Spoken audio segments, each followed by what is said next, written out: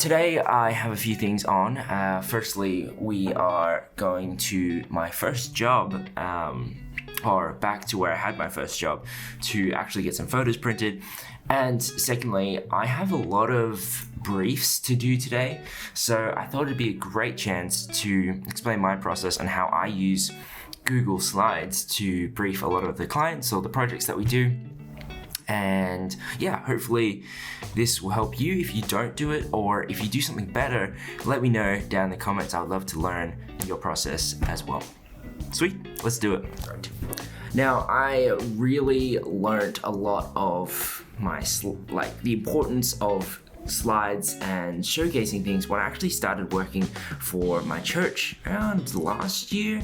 The guy there named Andrew, he really helped me kind of get the concept on how to pitch different ideas, and implementing that into my business has helped tremendously. Not only is it easier for the clients to understand what they're going to get, but it also helps for me personally, just get all the creativity onto an easy and digestible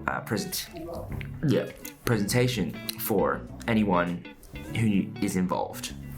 Now, these briefs can go from being minimum of 3 slides all the way to 20 if you really wanted to.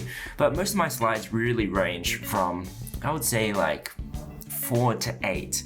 And this just gives a good idea. No one really wants to go through pages and pages of information. They really just want to sit down. Here's what we're going to do.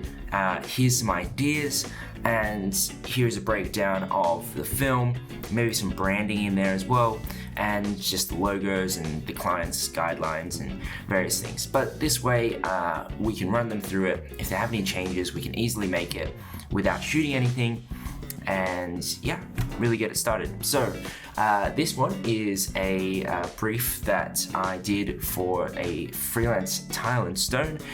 They're great clients, and I'll link the video that we did for them down in the description. But here's the brief. Essentially, Freelance Tile is a client. We did an e-consultation promotion video for them, a little bit more creative than some other projects, so that was awesome. So taking a look at page number 2, I try to get most of the details and most of the just broad top end details here. So for example, brief, a client is Freelance Tile and Stone. The project we're doing is a Tile and Stone e-consultation promo video. Duration of the film is 30 seconds. Target market is interior designers, and the platforms that we're going to distribute it to is Instagram, LinkedIn, eFeature, and then finally the due date I think is super important, so that way you know as a creative when this needs to be done by, whether you need to charge a little bit more, or whether or not you're actually able to do that in your schedule. Then the last detail usually on the brief is what's the actual project. So here we're going to create a short engaging video around the e-consultation process and the innovative top-down view that allows clients to actually see the samples with ease over a Zoom call or Google Hangouts. So we're kind of all on the same page. This was just a one sentence. You don't really need to write down heaps of stuff, unless I find if I'm actually briefing someone else that doesn't know, say I'm pitching to a company or pitching to a non-for-profit, then I would write a lot more detail, so that way they know what I want to film, or they know what the project entails, etc. Third slide, usually I put down just some branding. I think it's super important to make sure you're in line with the branding. So this has the colors that they like to use. It also has the fonts that they like to use. It has their logos on the side, so that way you know a lot of variations that their logo comes in, etc. So that's pretty good to know. And then finally, fourthly, then we have some references. Now, you could easily just stop here, because if you kind of already have a good idea, if you want to replicate a reference pretty much identically, then you don't really need to write down too much detail. But here we have 2 references. They really like the fast pace, high energy look and feel. We have the iPad Pro float commercial. I really like that one because we more so, for the creative idea, I wanted to pull out of the screen and that's something that the iPad Pro Video portrayed.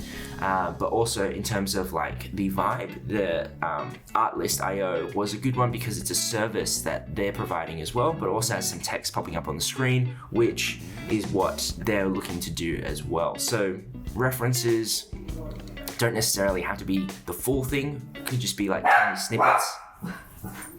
Oi! Oi! Who's that?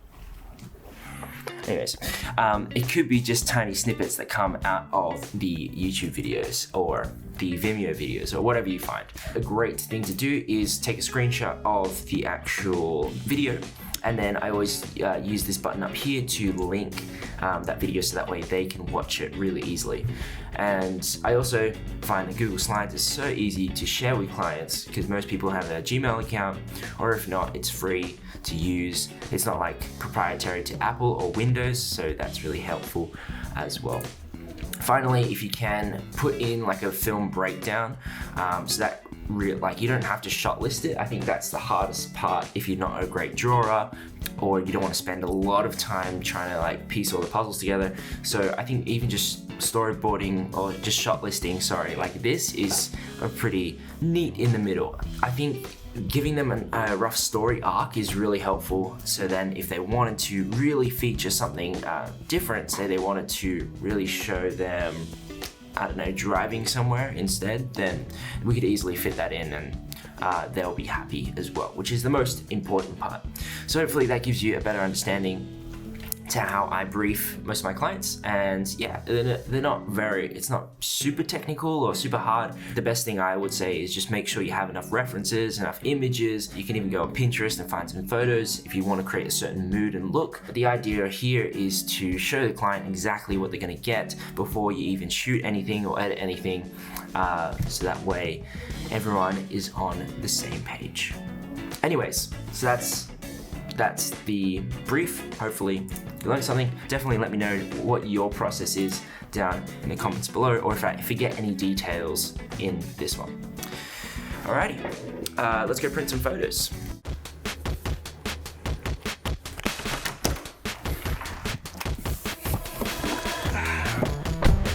Oh damn, it is getting hot.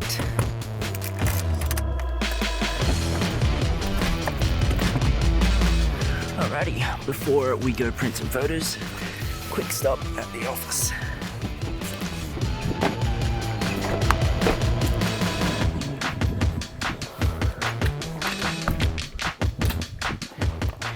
Check it out. The team is currently renovating or redoing the studio, and it is pretty good. Oh, it's so hot in here.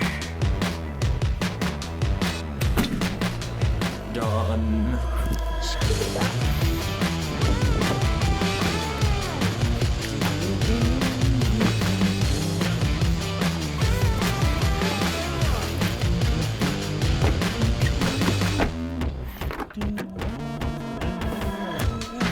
How damn the car is so warm. So we made it to Castle Towers, and I'm going to go inside, but I'm probably going to leave the camera here just because I think there's a sign that says no filming inside, so we'll see.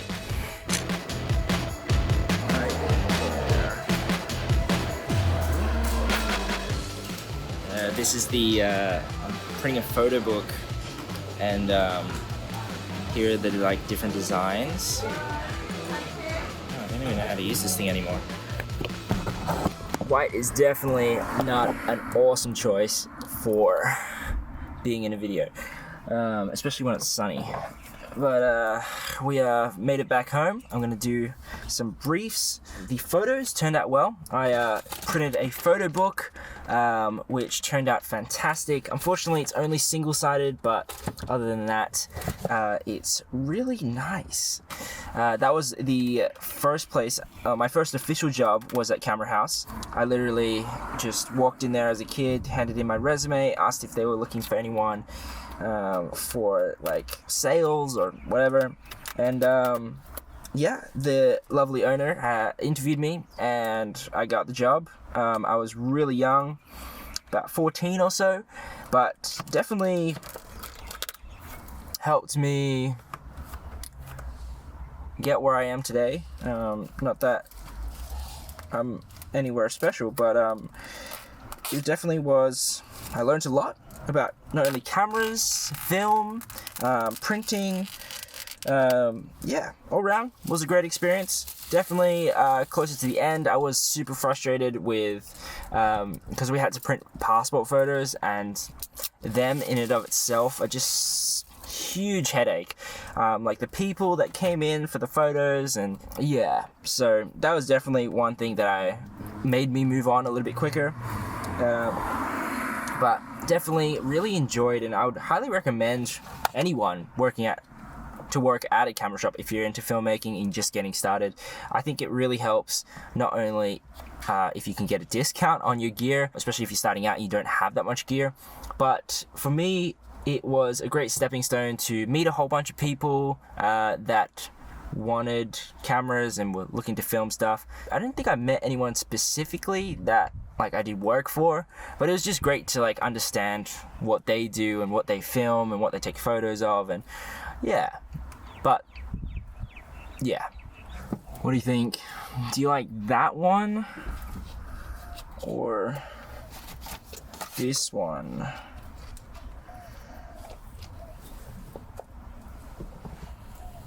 I definitely like the other one, how it gives contrast, but I like this photo better.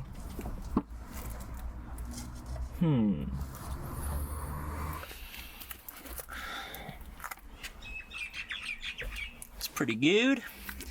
It's a bit green though, but other than that, pretty good.